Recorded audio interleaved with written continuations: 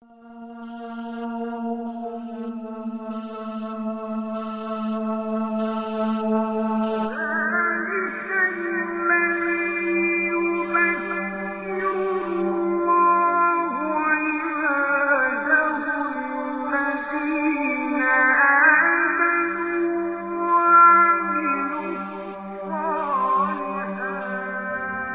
بالله من الشيطان الرجيم.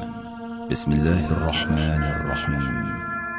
قل لا أسألكم عليه أجرا إلا المودة في القربى.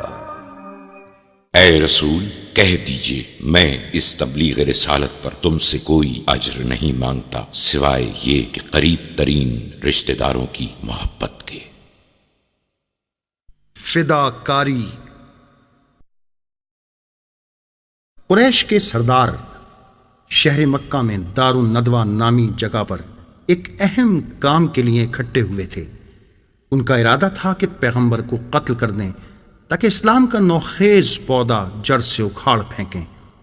اسی اثنا میں شیطان ایک بوڑھے کی شکل میں ان لوگوں کے پاس آیا اور پیغمبر کے قتل کے سلسلے میں اس طرح ان لوگوں کی رہنمائی کی کہ ہر قبیلے سے ایک شجاع جوان کا انتخاب کرو تاکہ وہ سب کے سب ایک ساتھ رات میں پیغمبر پر حملہ کریں اور آپ کو قتل کر دیں. اس طرح معلوم نہ ہوگا کہ کون سا قبیلہ اس قتل کا ذمہ دار ہے.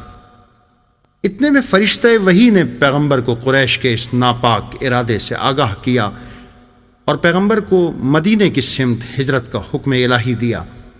اس رات پیغمبر نے یہ ماجرا حضرت علی سے بیان کیا. یا علی، آج رات تم میرے بستر پر سو جاؤ.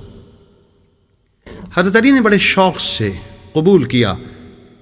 کافر منزل مقصود تک آ پہنچے تاکہ اپنے ناپاک ارادے کو اس رات میں عملی جامہ پہنا سکیں. پیغمبر کے گھر کا محاصرہ ہوا. مختلف قبائل کے چند مسلح افراد کو ایک دفعہ میں ہی گھر پر حملہ کر کے اپنے ناپاک ارادوں کو عملی جامہ پہنانا تھا. حضرت علی نے پیغمبر کے گھر میں نماز شکرانہ ادا کی اور آپ کی سلامتی کے لیے دعا کی. حضور نے بھی گھر سے نکلنے سے پہلے علی کو آخری احکامات سے آگاہ کرتے ہوئے فرمایا، یا علی، جو کام تم آج رات کرو گے میرے عزیز و اقارب اور اصحاب میں سے کوئی بھی اس کی انجام دہی کے لیے تیار نہیں. یا علی، تم میرے لیے ویسے ہی ہو جیسے ہارون موسیٰ کے لیے تھے. تم میرے نزدیک وہی منزلت رکھتے ہو جو کہ ہارون کو موسیٰ سے تھی. تم میری جان ہو. پیغمبر دو افراد کے ہمراہ گھر سے نکلے. ان افراد کے لیے یہ بہت خوف کا باعث تھا کہ برہنہ شمشیروں کے درمیان سے گزریں. پیغمبر اکرم صلی اللہ علیہ وآلہ وسلم نے خدا پر ایمان سے لبریز قلب کے ساتھ مٹھی بھر خاک اٹھائی اور آسمان کی سمت اڑائی اور اس کے بعد ایک آیت کی تلاوت فرمائی اور اطمینان قلب کے ساتھ محاصرہ کرنے والوں کی صف سے گزرے. اب حملہ کرنے کا موقع آ چکا تھا.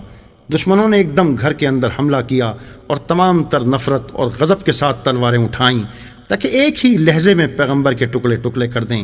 لیکن جیسے ہی چادر ہٹائی، ناگا چہرہ مبارکہ حضرت علی علیہ السلام پر نگاہ پڑی.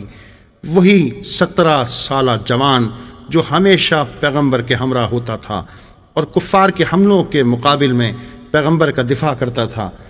اس طرح پیغمبر کی جان اور سلامتی کی حفاظت کی گئی اور خدا نے امیر المومنین کی شان میں یہ آیت نازل فرمائی. أعوذ بالله من الشيطان الرجيم. بسم الله الرحمن الرحيم. ومن الناس من يشري نفسه ابتغاء مرضات الله.